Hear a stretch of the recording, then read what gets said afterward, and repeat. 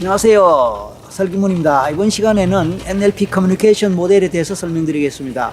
NLP 커뮤니케이션 모델은 NLP 전체를 이해하는데, NLP 전체의 숲을 제대로 이해하는데 굉장히 유용한 이론적 모델이 되고 이론적 바탕이 됩니다. NLP 커뮤니케이션 모델만 제대로 이해하셔도 NLP 전체를 총체적으로 이해하는데 아주 도움이 되기 때문에 유용한 이론적 틀이 된다고 생각을 합니다. 커뮤니케이션이라고 한다면 정보를 주고받는 과정을 말합니다. 그래서 우리가 외부의 정보를 받아들이거나 또 내부에서 그 정보를 어떻게 소화하고 그 다음에 소화한 정보를 또 바깥으로 또 어떻게 드러내거나 표출하느냐, 이게 다 이제 커뮤니케이션이고, 이 커뮤니케이션이 되는 과정은 결국은 혼자서가 아니고 2인 이상의 관계 상황에서 커뮤니케이션이 이루어지는 것이죠.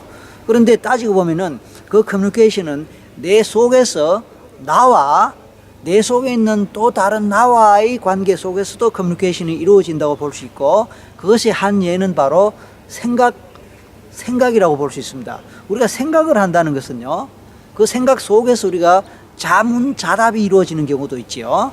내가 어떤 고민을 할 때, 내가 어떤 갈등을 할 때 이렇게 할까 저렇게 할까, 또 이게 맞을까 저게 맞을까라고 우리가 생각을 하고 고민하지 않습니까? 이럴 때 이 경우에 이게 맞을까? 아니야, 그거 아닌 것 같아. 저게 맞을 것 같아. 맞아. 혼자서 이렇게 셀프 토크를 한다고 이야기할 수 있는데 그 생각 아닙니까? 그 생각은 따지고 보면 뭡니까? 나와 나 간의 커뮤니케이션이다, 이렇게 볼 수가 있겠습니다. 따라서 우리는 커뮤니케이션이라고 말할 때에 나와 바깥에 있는 다른 제3자, 다른 사람들과 다른 대상과의 커뮤니케이션만 생각할 필요가 없다는 뜻입니다. 그게 물론 주된 커뮤니케이션의 한 모양이긴 하지만 나와 나 간의 커뮤니케이션, 이것도 빼놓을 수 없는 중요한 것이고, 어쩌면 이것에 바탕해서 외부 대상과의 커뮤니케이션이 이루어진다고도 그렇게 볼 수가 있겠습니다. 아무튼 그런 커뮤니케이션이 이루어지는 원리와 하나의 이론적 바탕이 있다면 그것이 NLP 커뮤니케이션 모델이라고 말하는 NLP에서 유명한 하나의 이론적 틀이라고 볼 수 있겠습니다. 이번 시간에는 그 모델에 대해서 구체적으로 상세히 설명드리겠습니다. 자, 우선 이 그림을 보시면요, 이 그림에 사람 얼굴 모양이 있고, 얼굴 모양 중심으로 오른쪽에서 바깥에서 뭔가 정보가 들어온다는 화살표 표시가 있고요, 그 다음에 머리 두뇌 속에서 이루어지는 인지적 과정, 그 바깥에서 들어온 유입된 정보를 인지적으로 어떻게 처리하느냐라는 그 그림들이 이제 나와 있고요. 그 다음에 이제 그림상 왼쪽으로 가면은 그렇게 처리한 정보를 또 어떤 식으로 또 가공을 해서 내 속에서 마음의 형태로 또는 생각의 형태로 작용을 시켜서 궁극적으로 우리의 행동으로 또는 우리의 신체적 반응으로 드러내느냐라는 것을 보여주는 그림이 또 있습니다. 그래서 크게 사람 얼굴 모양 중심으로 해서 오른쪽에는 바깥에서 들어오는 정보, 유입되는 정보, 가운데는 인지적 작용에 의해서 그 정보가 처리되는 과정, 왼쪽에는 처리된 정보를 우리가 어떻게 또 가공하고 어떻게 적용하고 어떻게 표출하느냐라는 것으로 설명할 수 있겠습니다. 자, 이제 하나씩 그림의 부분을 보면서 구체적으로 설명을 드리겠습니다. 우선 제일 오른쪽에서 화살표 방향으로 유입되는 정보를 보면 여기에 200만 비트라는 수치가 나옵니다. per second입니다. 초당 200만 비트 정도의 정보량이 우리에게 유입되어 들어온다, 뭐 그런 얘기가 되겠습니다. 그러면 여기서 200만 비트라는 게 뭐냐? 이것은 뭐 단순히 컴퓨터 용어라고도 볼 수 있지만, 우리가 컴퓨터에 대해서 뭐 잘 아신다면, 컴퓨터 작동 원리나 프로그램에 대해서 잘 아신다면 200만 비트가 뭘 의미하는지 금방 이해하실 거예요. 뭐 하지만 뭐 컴퓨터에서 잘 모른다 하시더라도 상관없습니다. 지금부터 설명을 드릴 테니까요. 자, 컴퓨터가 이루어지고 작동하는 것은 컴퓨터 언어에 의한 것이다라는 걸 우리가 알고 있습니다. 컴퓨터 언어란 0 또는 1이라는 두 가지 숫자에 의해서 컴퓨터 언어가 만들어진다 이렇게 볼 수 있습니다. 우리 인간은 십진법을 사용하고 있습니다. 0에서 9까지입니다. 0, 1, 2, 3, 4, 9까지 10개의 숫자가 어떻게 조합되어서 세상의 모든 수가 표현되죠. 그래서 10가지 숫자라고 해서 십진법이라고 말씀드릴 수 있습니다.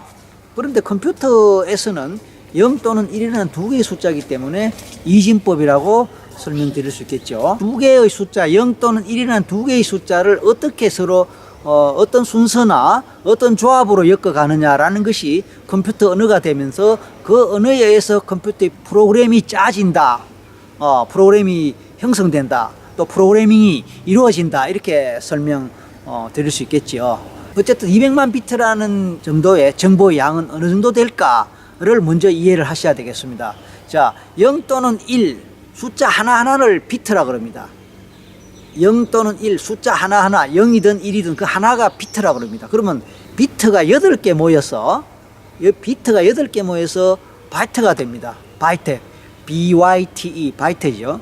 그러면 이제 우리가 컴퓨터 프로그램을 나타내는 숫자들 나이를 보면 000, 1111, 뭐 010101, 1111, 000 이런 식으로 길게 나열된 것 보신 적 있을 것입니다. 그게 바로 각 숫자 하나하나당 모여서 그 개수가 바로 비트 양이 되겠죠. 그런데 그 비트가 8개 모여서 한 청크가 되고 한 덩어리가 되면서 그것을 우리가 바이트라 그러는데 그 바이트가 될 때 비로소 문자 하나가 만들어진다 이렇게 보실 수 있겠습니다. 그러니까 비트 자체로는 아마 어쩌면 아무 의미가 없을지 모릅니다. 그 비트가 8개 모일 때 비로소 하나의 문자를 나타내는 정도가 된다. 그래서 우리가 컴퓨터 키보드에 보면은 키 하나하나당 문자가 부여가 되어 있죠. 뭐 대표적으로 숫자 1, 2, 3, 4가 하나씩 부여되어 있는 것도 있지만 기호도 부여되어 있습니다. 점, 물음표, 느낌표, 샤 표시, 별 표시, 뭐 이런 식의 문자도 거기에 표기가 되어 있고, 그 다음에 A, B, C, D, E 이런 식으로 알파벳도 표기가 되어 있고, 한글 같으면 기역, 니은, 디귿, 리을 이런 식으로 표기가 되죠. 이거 전체 각각 하나하나 문자가 바로 8개 비트가 모여서 만들어진 1바이트, 1바이트에 해당하는 것이다. 이렇게 보실 수 있습니다. 참고로 이것은 영어 기준입니다. 한글은 아닙니다. 영어 기준이고 한글은 바이트 2개가 모여서 한글 한 문자가 되는 것으로 그렇게 설명되고 있습니다.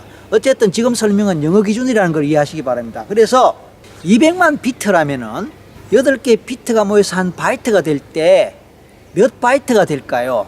200만 나누기 8 하면요 25만 바이트가 됩니다. 그럼 이 25만 바이트는 25만 문자에 해당된다 이렇게 보실 수 있습니다. 영어 단어 기준으로 하나의 단어가 만들어지려면 문자가 몇 개가 모여야 될까요?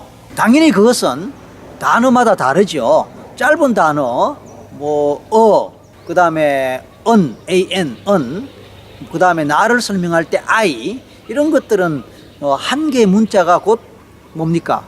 하나의 단어가 되긴 하지만 10개의 문자가 모여서 한 단어가 되는 긴 단어도 있단 말입니다. 그렇지만 우리가 보통 쉽게 생각할 수 있는 단어 중에서 하우스 한번 생각해 봅시다. 하우스, H-O-U-S-E.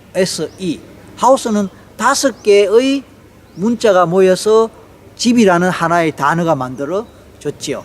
그러면 8개의 바이트가 모여서 한 단어가 됐습니다.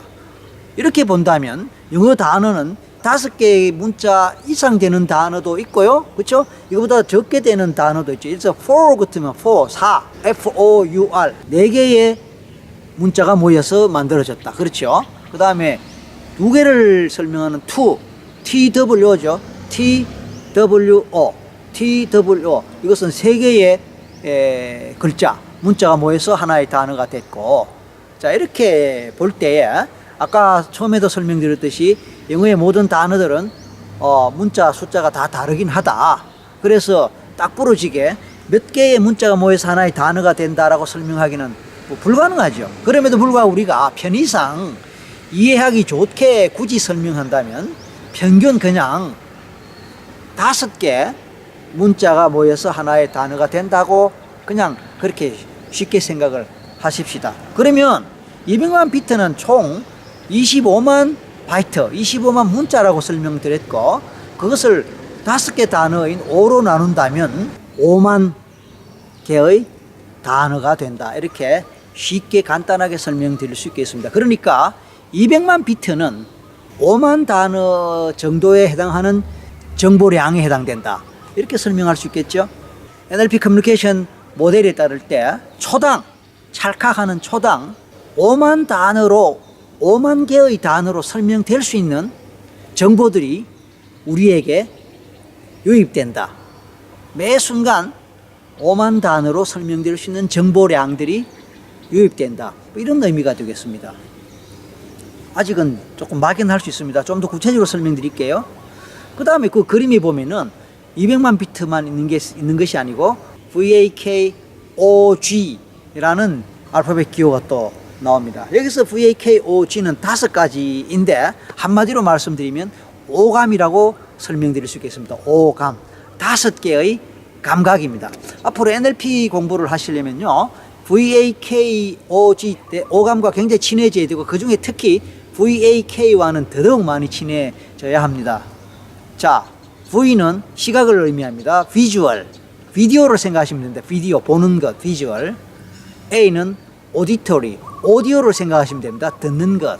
그 다음에 K, 키네스테틱이라고 하는데요, 이것은 우리가 촉각을 생각하시면 됩니다. 촉각, 피부죠, 피부. 그래서 신체 감각, 피부만이 아니지만 어쨌든 간에 촉각을 생각하시면 편하고, 좀 더 정확하게 번역을 한다면 촉각보다는 저는 신체 감각이라고 번역합니다. 어쨌든 몸 전체와 관련됩니다. 자, V, 비주얼, 비디오, 시각. A, 오디토리, 오디오, 청각. K, 키네스테틱, 몸과 관련된 신체 감각 또는 촉각.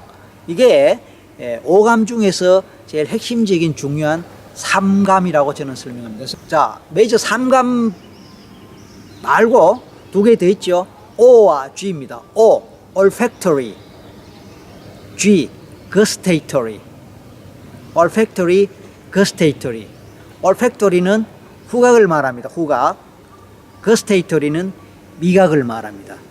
VAKOG, 5가지의 감각, 오감을 말합니다. 그러니까 200만 비트의 정보량, 5만 개의 단어로 설명할 수 있는 정보량은 매 순간 오감의 형태로 우리에게 유입된다.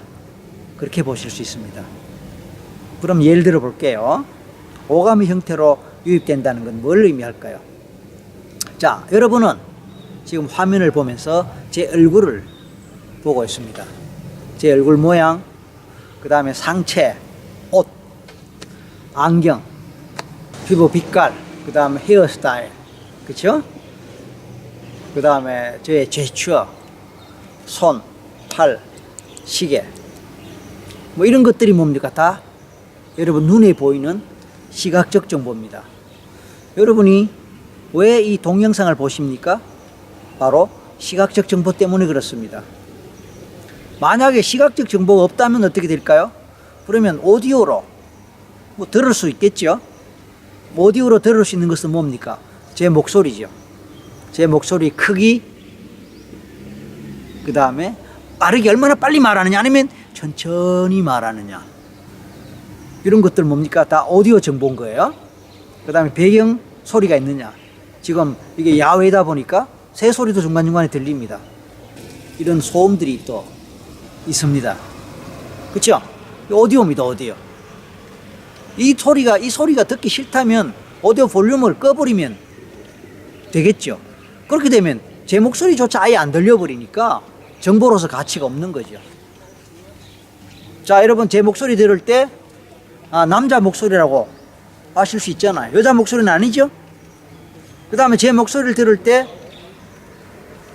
제가 대충 어떤 말씨를 주로 사용한다 라는 것도 짐작되시지 않습니까? 오디오 때문에 그렇습니다. 지금 또 자동차 하나 지나갑니다. 그렇지만 뭐 크게 귀에 거슬리지는 않을 겁니다. 배경음악 정도로 아마 들리겠죠. 예, 이게 바로 소리 정보입니다. 여러분들은 제 목소리를 들으면서 정보를 받아들이죠. 그 다음에 제 얼굴 표정이나 제 제스처를 보시면서 또 제가 소리로 전달하는 정보에 보충해서 좀 더 잘 이해하시는 데 도움 얻으시죠. 자, 여기서 우리는 시각과 청각 정보가 전달되고 있다, 이렇게 보실 수 있습니다. 물론 지금 여러분들은 단지 동영상만 보시기 때문에 그 이상 차원에서 정보를 유입하기는 뭐 쉽지 않을지도 모릅니다. 그럼에도 불구하고 지금 여러분들이 제 강의를 듣는 동안에 어떤 부분에서 참 공감이 가고, 뭐 지금은 이제 딱딱한 이론 전달을 하기 때문에 뭐 정서적이나 감정적인 어떤 반응은 없을 거예요. 근데 만약에 제가 굉장히 슬픈 이야기를 한다거나, 굉장히 재밌는 얘기를 한다거나, 굉장히 웃기는 얘기를 한다거나 그런다면 여러분들도 굉장히 가슴이 뭉클해지거나 가슴이 답답해지거나 아니면 막 같이 막 웃거나 너무 웃어서 배꼽이 아프다, 눈물이 나올 것 같다 라는 식의 신체적 반응을 일으킬 수 있단 말입니다. 그쵸? 네. 우리가 개그 프로나 코미디 프로를 보다 보면 막 같이 웃고 막 아이고 배 아파 막 그러잖아요. 그런 정보가 유입되는 거죠. 반면에 슬픈 영화나 비극적인 드라마나 이런 거 보면은 막 눈물이 막 나고 막 슬픈 감정을 느끼지 않습니까? 그것도 마찬가지로 정보가 유입되는 거죠. 자, 지금 말씀드린 이 부분이 바로 시각도 아니고 청각도 아니면서 만약에 감정을 불러일으키는 신체적 감각적 느낌을 불러일으키는 그런 VAK라고 그러는데 세 번째 K에 해당되는 정보라고 볼 수 있습니다. 3D 영화 또는 4D 영화 이런 거 있지 않습니까? 또 IMAX 영화 이런 데 보면은 의자가 같이 움직이는 그런 영화가 있죠. 의자가 같이 움직인다. 스릴 있죠. 이게 바로 이제 특히 K 쪽에 정보가 막 전달되는 거고, 그 다음에 한 단계 더 나가서 어떤 이제 뭐 음식이 나온다, 뭐 음식 레스토랑이다, 뭐 음식 요리를 하는 그런 프로그램이다, 그런 영화다. 그럴 때는 실제로 영화관이나 그런 데서 이 냄새, 향 이런 게 막 이렇게 막 풍긴대요. 그래서 정말로 그 음식의 냄새까지 막 나고 그 냄새를 맡으면서 영화를 보거나 영상을 보는 그런 경우도 있다고 합니다. 그러면 그런 경우는 바로 냄새의 정보까지 전달된다. 여기도 야외지만요. 보면은 굉장히 오늘 날씨가 더워요. 그래서 뭐 이렇게 제 얼굴에 뭐 땀이 나는 거 아마 보이실 거예요. 제 얼굴에 땀이 나는 거 보이시죠? 그래서 이제 수건을 좀 갖고 땀을 좀 닦아 봅니다.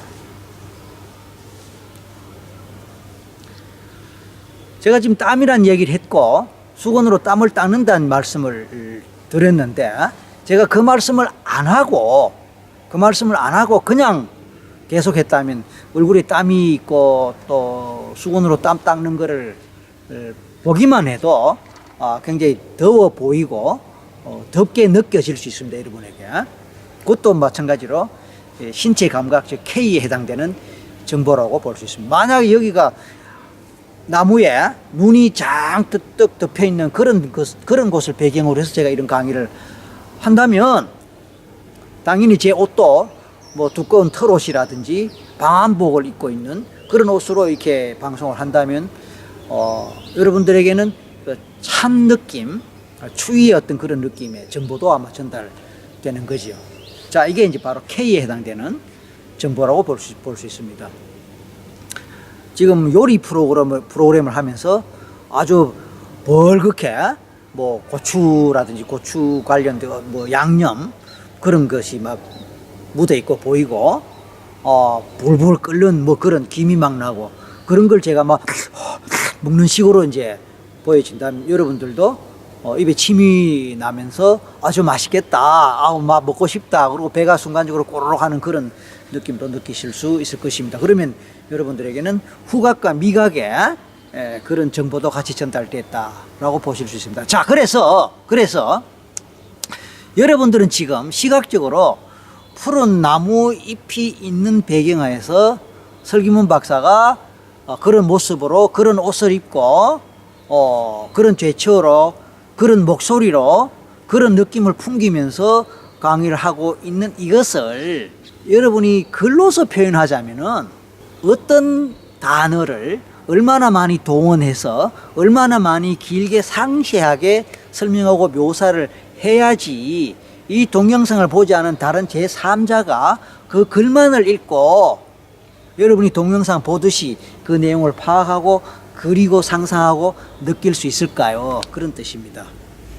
몇 개의 단어가 동원되어서 정확하게 이 동영상에 나오는 내용을 정확하게 시각적으로, 청각적으로, 신체 감각적으로 등등으로 표현하실 수 있을까요? 이 옷을 어떻게 묘사하실 겁니까? 제가 무슨 옷을 입고 있습니까? 어떤 디자인을, 어떤 색깔을, 이걸 몇 개의 단어로 똑같이 설명하시겠습니까? 그래서 이 동영상을 보지 않는 다른 사람이 여러분이 쓰신 글만 보고도 이 옷을 그대로 상상하실 수 있을까요?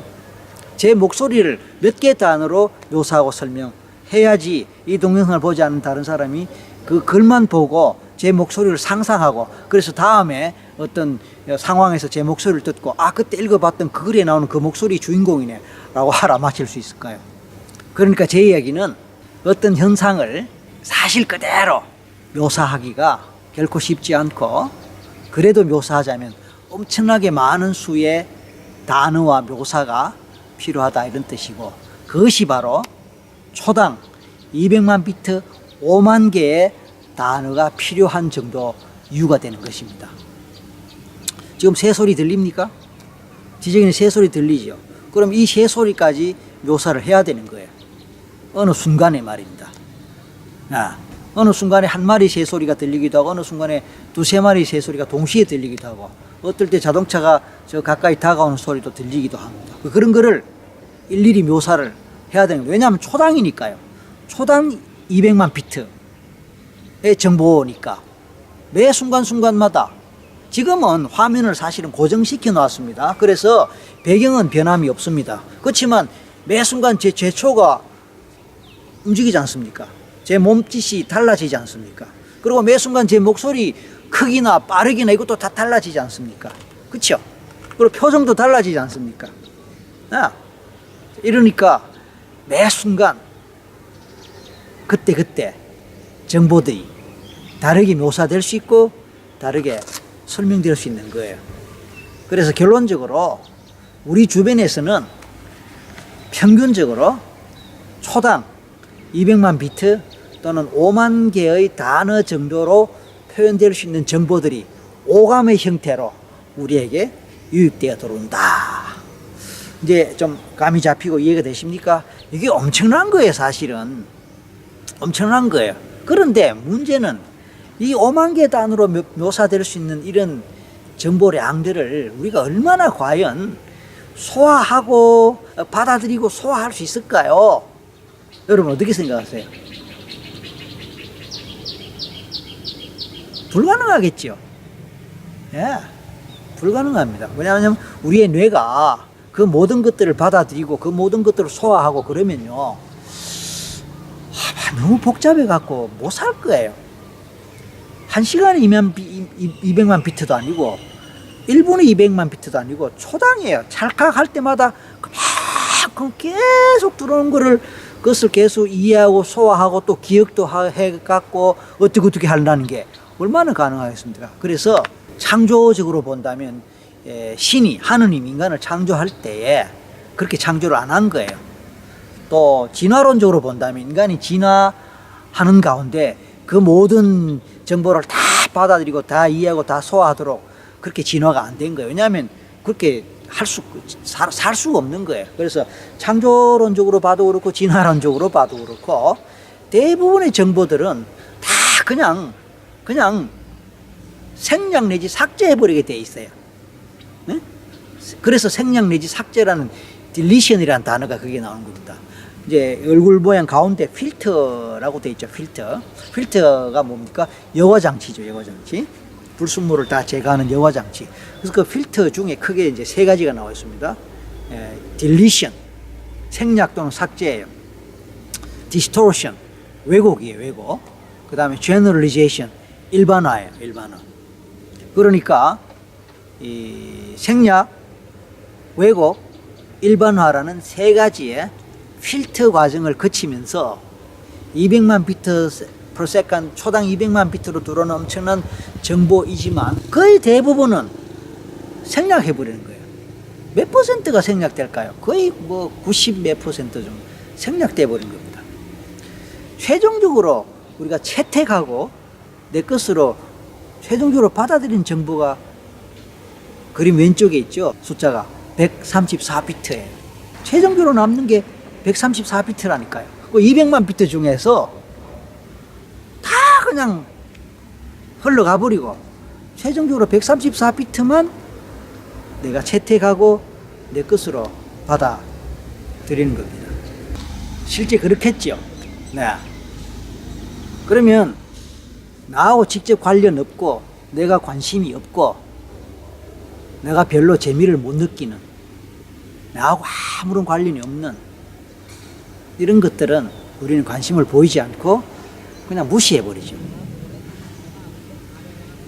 여러분 가정에 텔레비전이 다 있는데 각 텔레비전에 채널이 몇 개 되는지 아세요? 물론 이제 뭘 가입하느냐에 따라 뭐 다르긴 하지만 기본적으로 몇십 개 채널은 되거든요. 여러분 매일 그 채널 중에 몇 개 정도를 고정적으로 보신다고 여러분 생각하세요? 몇십 개, 한 4, 50개 채널 중에 아니면 뭐 수백 개 채널 될 수도 있습니다. 뭐 프로그램 가입한 것에 따라서 몇십 개 또는 몇백 개 채널 중에 과연 제대로 보시는 채널은 몇 개 정도 될까요? 제대로 보시는 채널이 더 많을까요? 전혀 보시지 않는 채널 수가 더 많을까요? 당연히 제대로 보시는 채널은 몇 개 안 되죠. 대부분은 뭡니까? 생략하는 겁니다. 안 보는 거예요. 근데 비용은 다 지불하죠. 월 얼마 비용은 전체 다 보는 것에 대한 비용으로 지불하지만 실제로 주로 보는 채널은 거의 정해져 있단 말씀이에요. 인터넷 정보 얼마나 많습니까? 인터넷 웹사이트가 얼마나 많습니까? 그렇지만 여러분이 하루에 그 중에 주로 방문하고 주로 취급하는 웹사이트나 또는 정보는 얼마 안 되죠. 나머지는 뭡니까? 안 보는 거야. 못 보는 거죠. 나하고 관계 없으니까. 내가 별로 흥미가 없거나 재미없거나 나하고 관계 없으니까 그냥 생략하고 삭제해버리는 거예요. 신문, 만약에 종이 신문을 보신다면 하루에 배달되는 신문도 몇십 페이지가 돼요. 요즘 몇십 페이지가 되고 거기에 각종 정보들이 많죠. 각종 광고도 많죠. 그렇지만 그 중에 제대로 꼼꼼하게 보는 정보는 몇 가지가 될까요? 얼마나 될까요? 부분이 얼마나 될까요?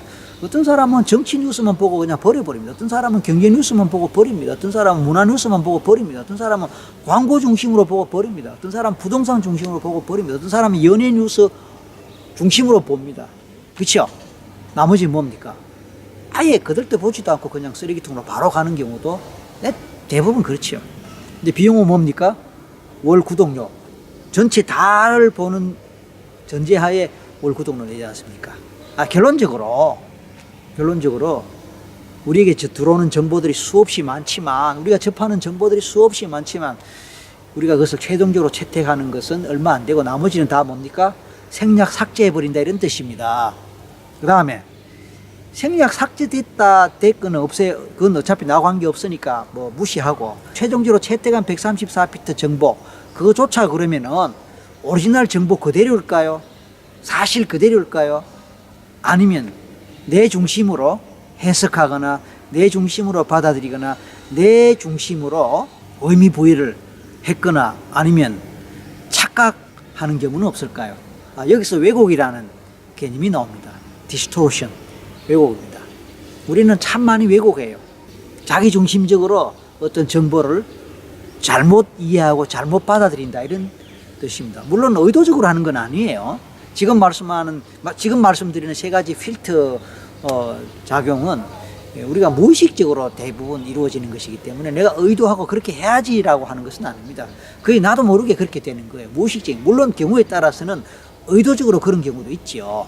그거는 뭐 특별한 상황에서 그러합니다만은 일반적인 경우에는 거의 무의식적으로 그렇게 합니다. 그래서 내가 생략 삭제하는 줄도 모르고 생략 삭제하고 왜곡하는 줄도 모르고 왜곡합니다. 대표적으로 예를 들어 봅시다. 자라보고 놀란 가슴 소뚜껑 보고 놀란다 그런 말합니다. 분명히 소뚜껑인데 그것을 보고 놀랄 때는 그 소뚜껑을 자라로 순간 착각한 거예요. 그건 뭡니까? 왜곡이죠. 우리가 왜곡하는 경우는 참 많습니다. 왜곡을 한다는 것은 잘못 지각한다 이런 뜻이거든요. 그래서 착각을 한다든지 뭐 빨간색을 뭐 노란색으로 착각을 한다든지 또 사실은 아침에 있었던 일인데 뭐 오후에 있었던 일로 착각을 한다든지 아니면 작년의 일인데 뭐 2, 3년 전의 일로 착각한다든지 이것도 다 이제 왜곡입니다. 착각하는 것하고 같은 것이라고 볼 수 있고 또 다른 경우도 있긴 하지만 대표적으로 아까 말씀드린 그겁니다. 자라보고 놀란 것은 소뚜껑 보고 놀란다.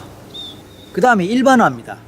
일반화. 한두 가지 사례를 갖고 전체 다가 그런 걸로 한두 가지 상황에서 경험했던 그 경험을 갖고 모든 경우에 다 동일한 경험이 되는 것처럼 그렇게 생각하는 그게 일반화입니다. 예를 들어 볼게요. 데이트 약속을 잡는데 이상하게 데이트 약속 잡을 때 한두 번의 경우에 비가 왔어요. 데이트할 때 한두 번 경우에 비가 왔어요. 그럼 우리는 뭐라고 생각하냐면 데이트할 때마다 비가 온다 라고 설명하거나 그렇게 생각하죠. 데이트할 때마다 비가 온다. 소풍 가려고 날 잡아놨을 때 비가 온 적이 몇 번 있었어요. 꼭 비 올 때 소풍 간다. 그렇죠? 어느 날 집을 비웠을 때 도둑이 들었어요. 그러면 집 비울 때마다 도둑이 든다라고 생각하죠. 일반화입니다. 일반화입니다. 비가 오는 날 우연히 감기 걸린 적이 몇 번 있어요. 그러면 비만 오면 나는 감기 걸린다라고 생각하죠. 일반화입니다. 일반화. 왜곡도 그렇고 일반화도 그렇고 이것은 뭐냐면 사실에 부합하지 않는 거예요.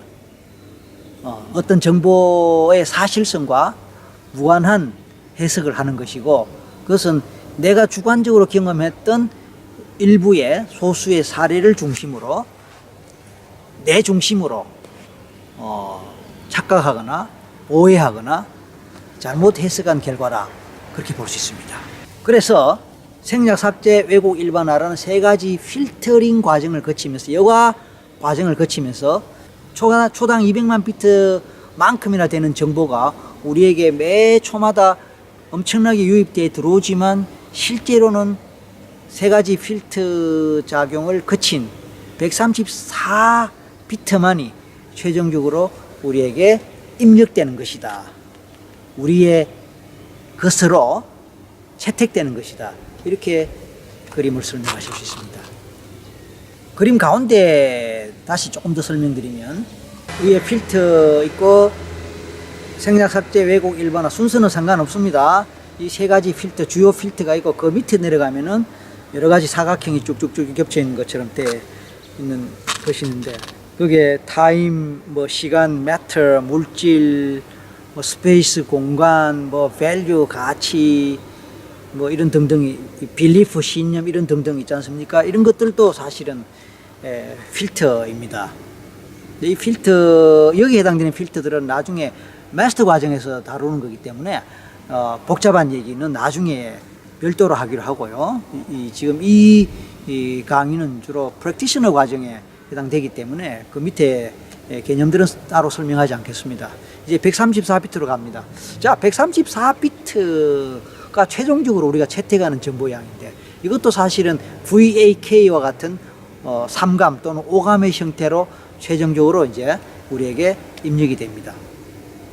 그리고 그 134비트가 나의 주관적인 개인적인 가치관이나 신념이나 또는 내가 무엇을 중심으로 내가 무엇에 주로 관심을 갖고 있느냐, 내가 무엇에 주로 흥미를 느끼느냐, 나와 직접적으로 관련되는 것이 무엇이냐를 중심으로 추려서 134비트만 내 것이 되는 그것이 최종적으로 내 마음이 되는 것입니다. 그리고 그것에 따라서 나의 마음 상태가 만들어집니다. 마음 상태 또는 몸의 상태가 만들어집니다. 그게 스테이트라는 것이죠. 스테이트 상태. 그리고 그것에 따라서 행동이 나옵니다. 행동이 나오고 또 그 상태에 따라서 내 몸의 생리적 반응, 신체적 반응이 나오는 거예요. 다시 위로 올라갑니다. 134비트는 내가 우리 마음 속에서 어떤 하나의 최종적인 이미지로 떠올리는 거예요. 그걸 갖다가 internal representation,